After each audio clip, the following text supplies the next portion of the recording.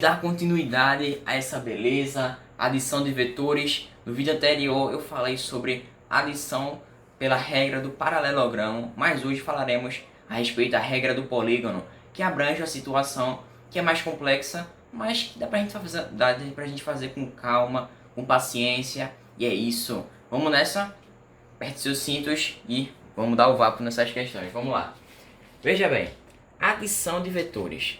Na regra anterior, ela falava de dois vetores que tinham a mesma origem. Eles tinham origem em um único ponto e que a gente acharia a soma vetorial deles. Mas perceba que aqui existe a presença de uma quantidade maior de vetores. Nesse caso, existem 4 deles, que se chamam vetor A, B, o C e o D. E por isso, essa regra vai se chamar do polígono, já que ele envolve mais vetores e que a gente vai achar a soma vetorial de todos eles.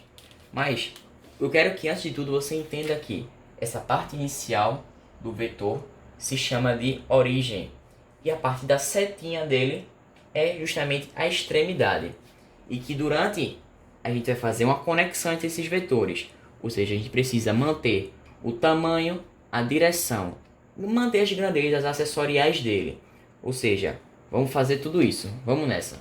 Primeiramente, bora começar pelo vetor A, tentando ao máximo manter o tamanho dele e também o sentido. Vamos nessa. Desenhado o vetor A. Agora faremos a conexão, a união com o vetor seguinte, mas não é de qualquer maneira. Eu preciso unir origem à extremidade. Então vamos nessa. Desenhando aqui o vetor B, vamos conectar a origem do vetor B à extremidade do vetor A. Vamos nessa. Pronto, desenhado o vetor B, partimos para o próximo, que é justamente o vetor C, que a gente pode desenhar aqui, ó. Bem, seguindo a mesma regra, isso é importantíssimo a gente seguir essa regra, viu? Vamos lá, vetor C desenhado, partamos agora para o vetor D, que vai justamente, deixa eu só prolongar um pouco aqui mais, para ficar mais parecido com o que está ali, e desenhamos agora o vetor C, partindo justamente da origem do vetor, da extremidade, desculpa, do vetor C, ligando também até o vetor D. Faremos aqui a conexão. Veja que aqui foi feita a conexão com o vetor D. E agora, o que nos resta? Bem, agora é um trabalho mais simples. A gente vai achar o vetor soma. Qual vai ser o vetor soma entre todos esses vetores? O vetor soma ele vai dar origem do vetor inicial, o vetor A, até a extremidade do vetor final, que nesse caso foi o vetor D. Então vamos nessa. Desenhar aqui o vetor soma. Vetor soma que aqui já está desenhado, que ele é representado pela letra S. Ele mostra justamente essa soma vetorial. Mas perceba aqui, uma pequena pergunta. Eu poderia ter começado por outro vetor, por exemplo, pelo vetor B, ou pelo vetor C, ou quem sabe pelo vetor D, em vez do vetor A inicialmente? Poderia, com certeza. Isso mostra que a propriedade da soma vetorial ela é comutativa. Ou seja, eu posso também trocar, inverter as ordens. Então, é justamente o que vai ser descrito aqui nessa parte que eu destaquei. Eu posso tanto colocar como A no período inicial, como o D no período inicial, assim como o outro vetor no período inicial, já que a soma é comutativa. Então, vamos para um caso mais especial dessa regra, que é justamente a linha poligonal fechada. Perceba que, como exemplo, eu utilizei o mesmo do vídeo anterior, em que ele vai tratar-se de 3 vetores, tendo todos eles o mesmo módulo, e que no vídeo anterior também se tem uma característica interessante de que entre eles existe um ângulo de 120 graus. Mas isso, nesse caso, não vai importar, já que eu vou fazer a questão por outro método, não pela regra do paralelogramo, mas sim pela regra do polígono, que é a que eu estou te mostrando. Então a gente vai fazer o mesmo trabalho. O trabalho vai ser o mesmo. E a gente vai achar justamente qual o vetor resultante de tudo isso. Então vamos nessa. Seguindo o mesmo objetivo. Manter o tamanho e a direção. Vamos lá.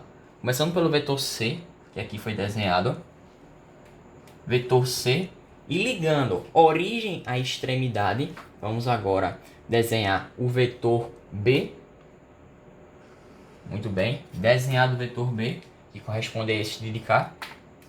E agora, para finalizar, desenhamos o vetor C, também do mesmo processo. ligando origem à extremidade. Vamos lá.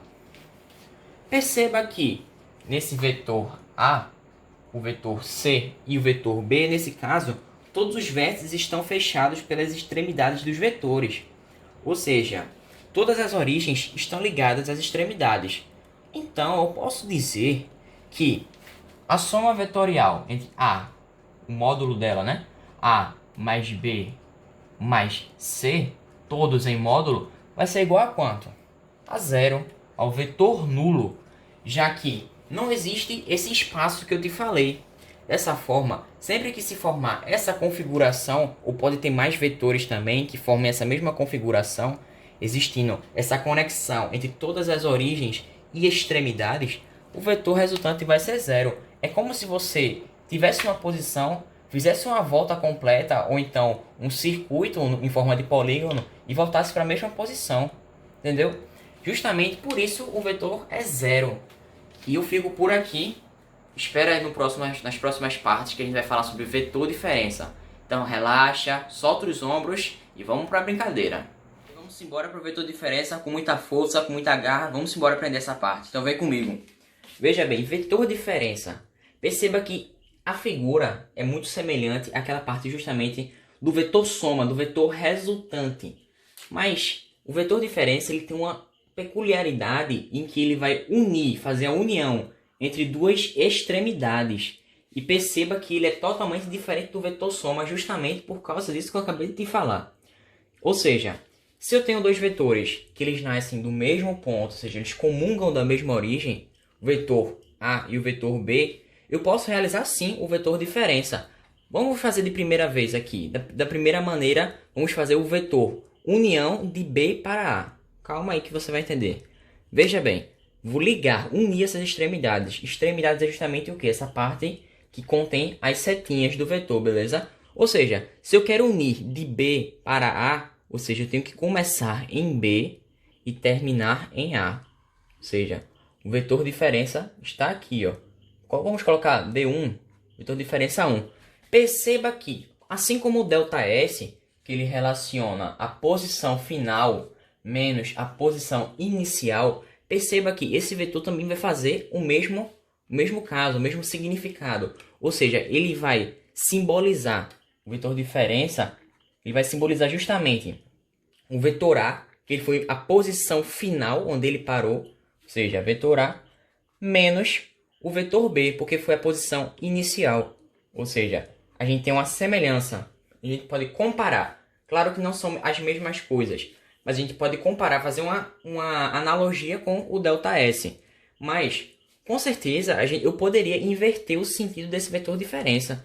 Sim, eu poderia, já que eu também posso unir de A para B, certo? Ou seja, a gente vai fazer justamente essa inversão de sentido.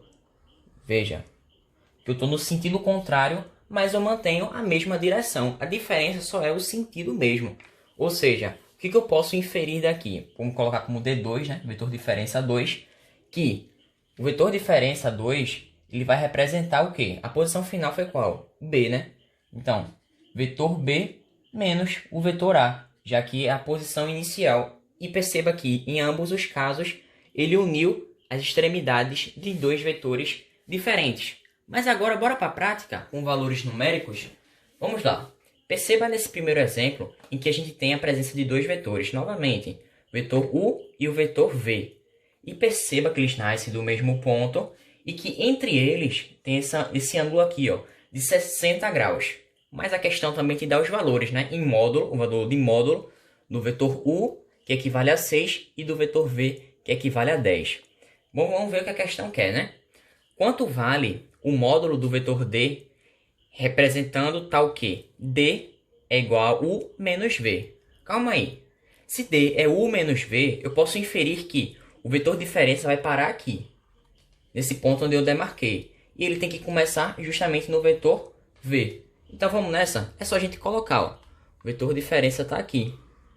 Ou seja, ele vai realizar esse tipo de união entre as extremidades, tal que U é o vetor final e V é o vetor inicial. Ou seja, aqui a gente também fechou o quê?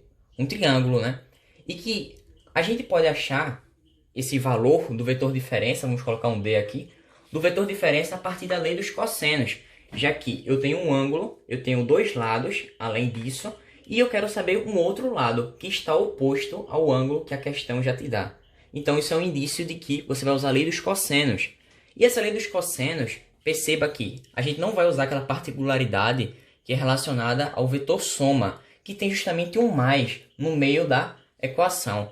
Mas não, como a gente fechou um triângulo, ou seja, vamos usar essa analogia, tem menos lados, vamos usar o menos. O menos que é natural da lei dos cossenos, né? Porque o mais, quando ele está no vetor soma, ele é uma adaptação. Então aqui a gente vai usar a lei dos senos, ela na sua origem, na sua fórmula da matemática mesmo. Então vamos nessa. O que a gente pode fazer? Qual é a lei dos cossenos? O lado oposto ao ângulo ao quadrado, ou seja, o vetor diferença ao quadrado, é igual o quadrado desse primeiro vetor, o do módulo dele, né? Que vai ser 6 ao quadrado, mais o módulo do segundo vetor ao quadrado, mais 10 ao quadrado, menos, perceba que é menos, eu estou usando a lei dos cossenos natural, 2, esse 2 aqui já é da fórmula, vezes os módulos, duas vezes, menos duas vezes o produto desses módulos, que é no caso 6 vezes 10, multiplicado também pelo cosseno de 60, que é quanto? Meio. Cosseno de 60 é meio. O que a gente pode fazer aqui para simplificar tudinho?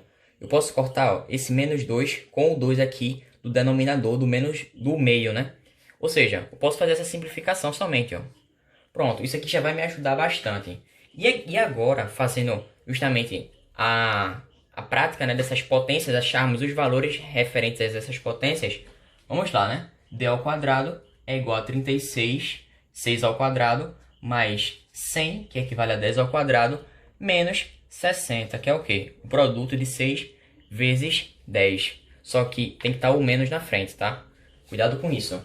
E agora, o que a gente vai fazer? A gente vai achar justamente o resultado equivalente ao D ao quadrado, né? Claro. Realizando essa soma aqui. 100 mais 36 vai ser quanto? 136. 136 menos 60 vai ser exatamente 76. Só que esse valor está meio feio. Eu vou ter que passar esse expoente 2 como raiz quadrada do outro lado, né? Justamente dessa equação. Porque são operações contrárias. Então vamos nessa? Fazendo aqui justamente a fatoração. Eu não vou fazer aqui para que não fique tão carregado. Ela vai dar justamente esse valor. 2 multiplicado pela raiz de 19. Ou seja, a gente achou o vetor diferença nesse caso. Então, eu espero que você tenha entendido o vídeo direito, que possa ter lhe ajudado. E eu espero que você possa sair daqui melhor do que você iniciou, sabendo um pouco mais. E eu te agradeço por você ter visto esse vídeo. Aqui fica a minha gratidão. E até a próxima. Fiquem com Deus. Valeu, falou. Que é decomposição de vetores agora.